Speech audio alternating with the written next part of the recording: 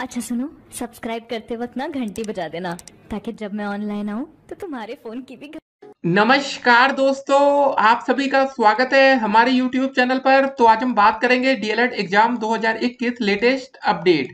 तो आज हमारी तारीख हो चुकी है 24 मई 2021 की बड़ी अपडेट में सबसे पहले बात करेंगे आज की breaking news. PNP latest update को हम इस वीडियो में डिस्कस करेंगे।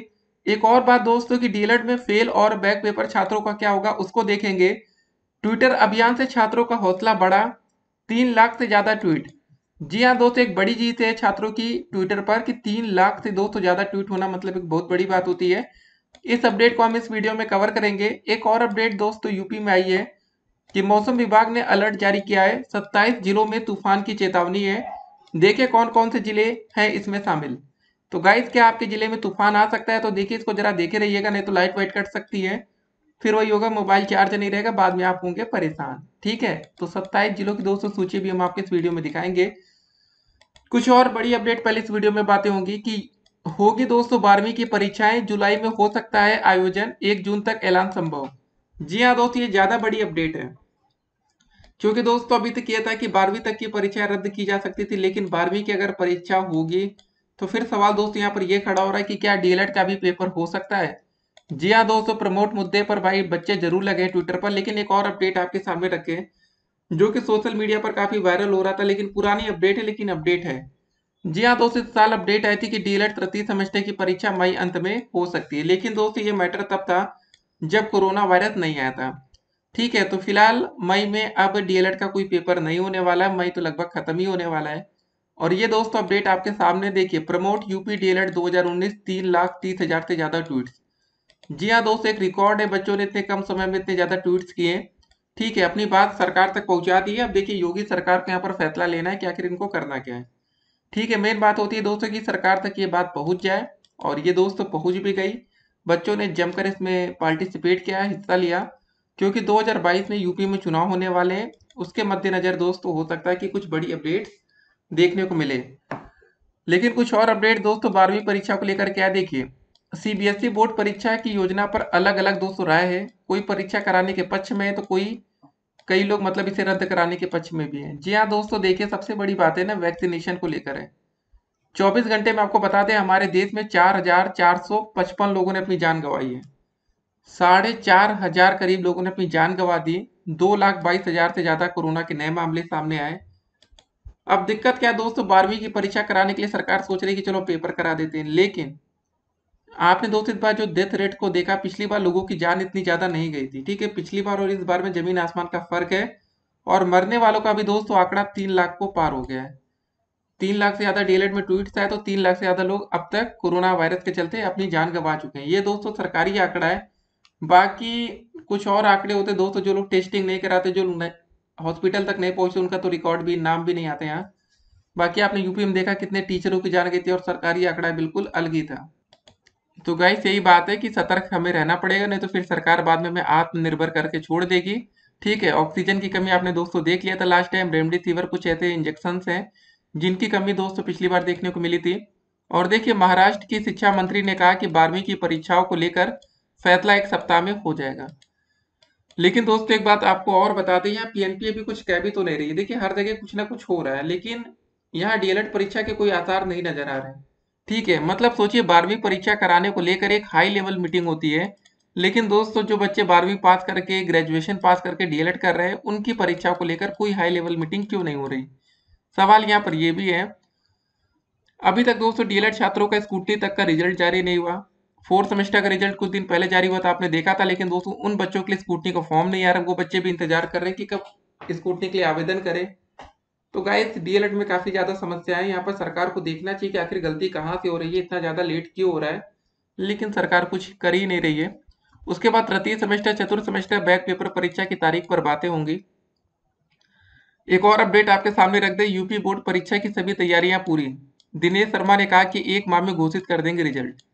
जी हाँ दोस्त, यहाँ पर लाखों बच्चों का रिजल्ट 1 महीने में घोषित करने की बात हो रही है। यहाँ पर डीएलएड का रिजल्ट, स्कूटनी वाला रिजल्ट, कितना समय बीत चुका है, अभी तक कोई आसार नहीं आ रहे। ठीक है, आप अंदाजा लगा लीजिए कि गाइस कैसे काम होता है। ठीक है, कहने और करने में बहुत फर्क होता है। एक महीने में ये रिजल्ट जारी करने की बात कर रहे हैं। अपडेट को भी हम आपके सामने रखेंगे, परेशान मत होइए। और उसके बाद असिस्टेंट प्रोफेसर भर्ती प्रक्रिया अगले साल पूरी होने की उम्मीद है। कई चरणों में प्रस्तावित है लिखित परीक्षा, भर्ती प्रक्रिया पूरी होने में लगेगा समय। जी हाँ दोस्त, ये अपडेट हम आपको इसलिए रखना असिस्टेंट प्रोफेसर की, ताकि आपको समझ में आए कि अगर यूपी में नई शिक्षक भर्ती भी आ जाएगी तो उसको नौकरी आपको मिलने में कितना ज़्यादा समय लगेगा। एक और सवाल दोस्त यहाँ पर यह भी आया कि यूपी बोर्ड के फेल हुए लाखों बच्चों का क्या होगा। इनका ना तो प्री बोर्ड का रिकॉर्ड है, ना ही 206 का रिजल्ट उपलब्ध है।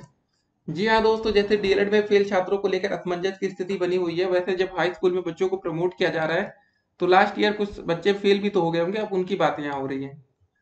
उसके बाद अगली अपडेट आती है कि भाई की नियुक्ति पर विपक्ष ने बेसिक शिक्षा मंत्री को घेरा। जवाब में मंत्री जी ने कही यह बात। जी हाँ दोस्त, ये बहुत बड़ी अपडेट है।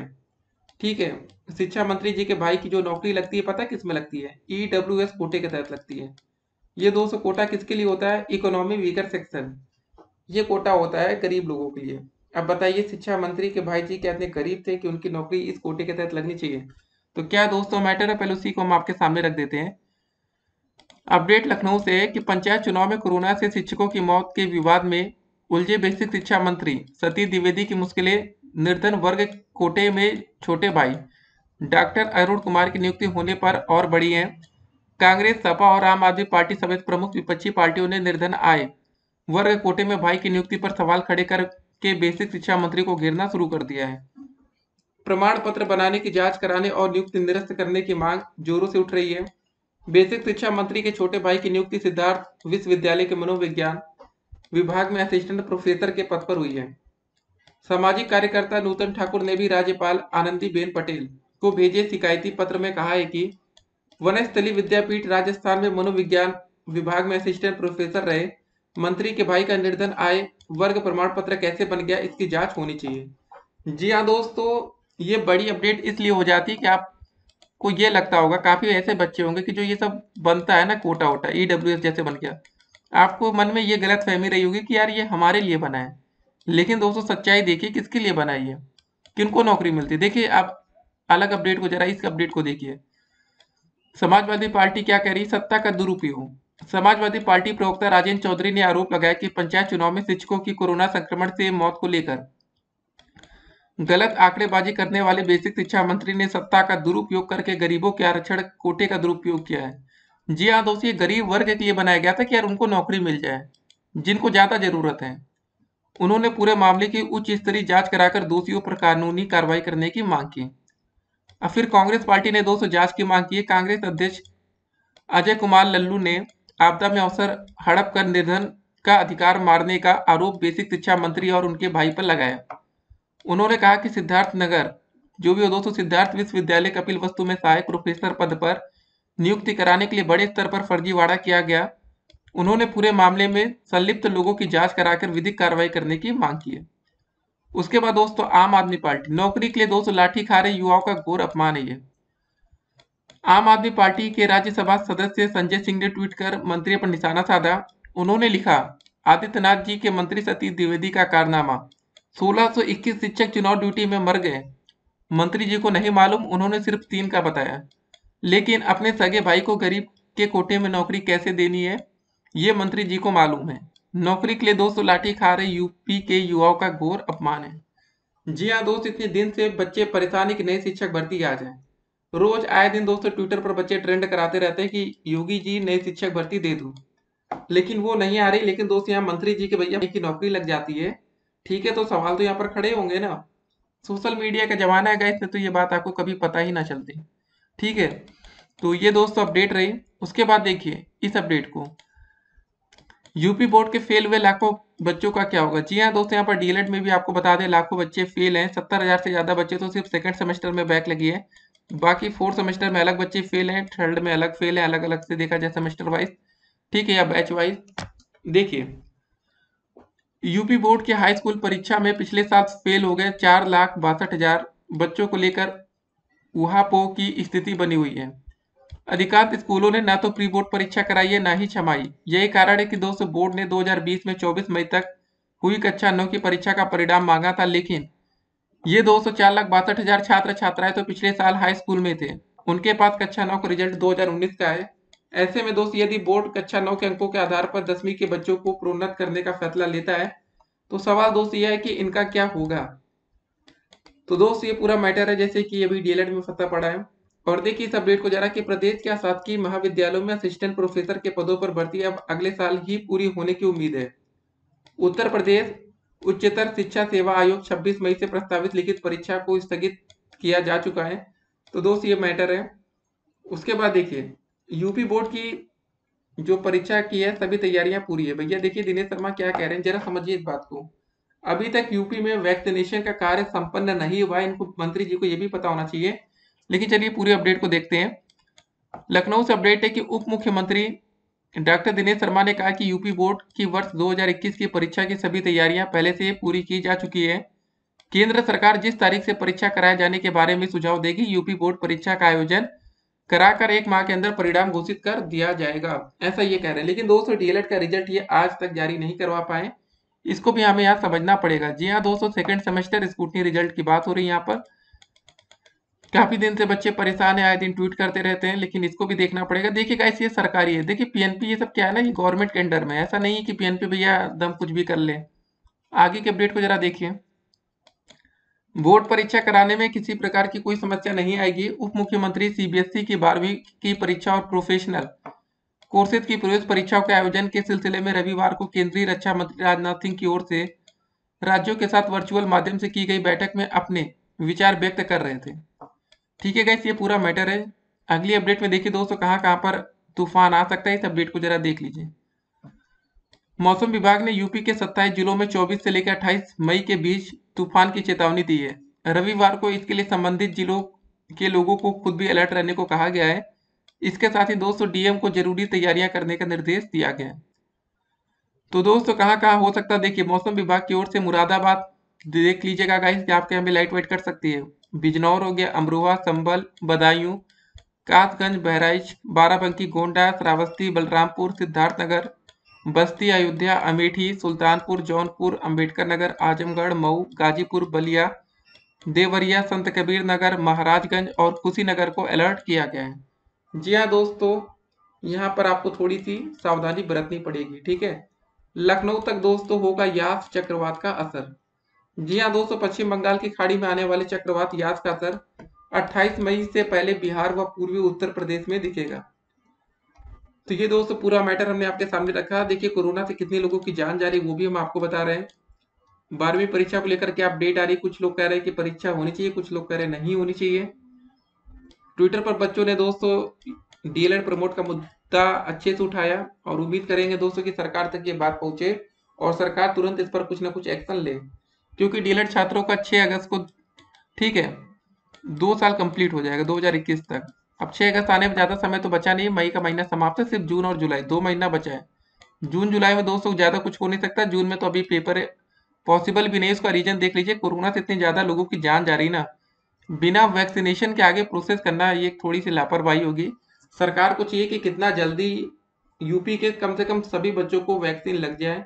जितने बच्चे डीएलएड कर रहे हैं उनके माता पिता सबको, देखिए जब तक फैमिली में सबको आपको वैक्सीन नहीं लगेगी तब तक गाइस कोरोना खत्म नहीं होगा। अगर आप ये सोचते होंगे यार कि सेकेंड राउंड अब खत्म हो रहा है, हम लोग बीमार पड़े थे सब ठीक हो गए हैं, लेकिन दोस्तों जब तक वैक्सीन आपको नहीं लगेगी तब तक आप ठीक नहीं होंगे।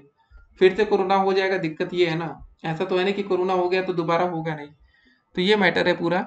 बाकी दोस्तों ये अपडेट कुछ दिन पहले आई थी कि डीएलएड 2019 बैच की तृतीय सेमेस्टर की परीक्षा मई अंत में संभावित है, लेकिन दोस्तों ये अलग मैटर था कि ये पहले की अपडेट थी, लेकिन सोशल मीडिया पर अभी वायरल हो रही थी तो हमने सोचा आपके सामने रख दी जाए। ठीक है, तो बाकी जो भी अपडेट्स आएंगे अपडेट हम आप तक पहुंचाते रहेंगे। और गाइस 12वीं की परीक्षा को लेकर देखते हैं क्या क्या अपडेट्स आती है। अगर 12वीं की परीक्षा होगी तो फिर वही है कि डीएलएड का भी पेपर कराया जाएगा या नहीं, उस पर भी यहाँ पर सवाल खड़े होंगे। ठीक है, लेकिन दोस्तों बच्चे जमकर विरोध अब कर रहे हैं, सोशल मीडिया पर अपनी बात को रख रहे हैं। धीरे धीरे दोस्तों जब यूनिवर्सिटी के छात्र प्रमोट होना शुरू हो जाएंगे तो डेफिनेटली मंत्री जी को यहाँ पर भी डीएलएड छात्रों को भी प्रमोट करना ही पड़ेगा, इनके पास कोई विकल्प नहीं होगा, क्योंकि छात्रों का एक तो भविष्य खराब हो रहा, समय की बर्बादी हो रही, उसके बाद कोरोना वायरस। जी हाँ दोस्तों, कितने लोगों की जान लेकर चला गया। बाकी गंगा जी को आपने देख ही लिया होगा कि क्या पूरा मैटर हुआ था यूपी में। ठीक है, बाकी मिलेंगे गाइस एक और वीडियो में और भी अधिक अपडेट के साथ। ट्विटर पर दोस्तों आप लोग हमें फॉलो करने के लिए नीचे कमेंट बॉक्स में लिंक दिया गया होगा, आप फॉलो कर सकते हैं और अपनी बात ट्विटर पर रोज रखते रहिए। ऐसा नहीं कि दोस्तों खाली कभी कभी रखना है, ठीक है। तो आए दिन दोस्तों जब ये ट्रेंडिंग पर रहेगा तो डेफिनेटली कुछ ना कुछ इस पर एक्शन होगा। फिर मिलेंगे एक और वीडियो में। बाकी स्कूटनी रिजल्ट और डेट शीट के लिए कमेंट बॉक्स में लिंक दिया गया, उससे आप चेक करते रहिए। बाकी जो आपका सवाल था कि फेल छात्रों और बैक पेपर छात्रों का क्या होगा, तो गाइस इस बार जब प्रमोट का नियम बनेगा ना तभी से आपको लग जाना है, ठीक है। जब पीएनपी शासन के पास प्रस्ताव भेजेगी, लेकिन उससे पहले कोई ना कोई बैठक तो ये करेंगे ही, तो गाइस उसी समय आपको अपनी बात रखनी पड़ेगी ताकि इस बार फेल छात्रों को भी प्रमोट किया जाए। या दोस्तों जो तृतीय सेमेस्टर में प्रमोट का मुद्दा बनेगा उसको दोस्तों फोर्थ सेमेस्टर के आधार पर कर दिया जाए कि फोर्थ का पेपर करा लिया जाए, जो भी रिजल्ट आएगा थर्ड में उसको प्रमोट माना जाए, तो सभी बच्चे प्रमोट हो सकते हैं। फिर मिलेंगे एक और वीडियो में, तब तक के लिए stay connected. Have a nice day.